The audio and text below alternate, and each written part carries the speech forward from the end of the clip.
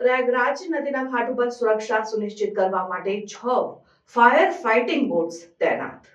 નદીના ઘાટ ઉપર સુરક્ષા વધારવા માટે પ્રયાગરાજમાં 6 અદ્યતન ફાયર ફાઇટિંગ બોટ્સ તૈનાત કરવામાં આવશે. આ બોટ્સ રિમોટ કંટ્રોલ રોબોટ્સથી સજ્જ બચાવ કામગીરી અને આગની ઘટનાઓને સંબોધશે. ઘાટની મુલાકાત લેતા લોકોની સુરક્ષા સુનિશ્ચિત કરાશે. ઉત્તર પ્રદેશ ફાયર અને ઇમરજન્સી સર્વિસીસ વિભાગે આ પહેલ કરી છે, જેથી આગની દુર્ઘટનાઓને રોકી શકાય અને તાત્કાલિક પ્રતિસાદ સુનિશ્ચિત કરી શકાય. બોટ્સ ગંગા નદીના ઘાટ ઉપર ખાસ કરીને મેળાના ઝોનની નજીક તૈનાત રહેશે, જેથી જરૂર પડે ત્યારે તાત્કાલિક મદદ પૂરી પાડી શકાય. આ બોટ્સ પરના રિમોટ કંટ્રોલ રોબોટ્સ પાણીની તોપોની પહોંચની બહારના વિસ્તારોમાં પહોંચી શકે છે, જેનાથી આગ દબાવવાની કામગીરી ચોક્કસ રીતે કરી શકાય. આ ટેકનોલોજી ખાસ કરીને અતિ તાપમાન ઝોન અથવા વિસ્ફોટક સામગ્રી સાથેની પરિસ્થિતિઓમાં ખૂબ જ ઉપયોગી થશે, જે જીવન અને સંપત્તિ બંનેનું રક્ષણ કરશે. ફાયર ફાઇટિંગ બોટ્સની તૈનાતી પ્રયાગરાજમાં સુરક્ષા ઉપાયો સુધારવા માટેની વ્યાપક વ્યૂહરચનાનો ભાગ છે.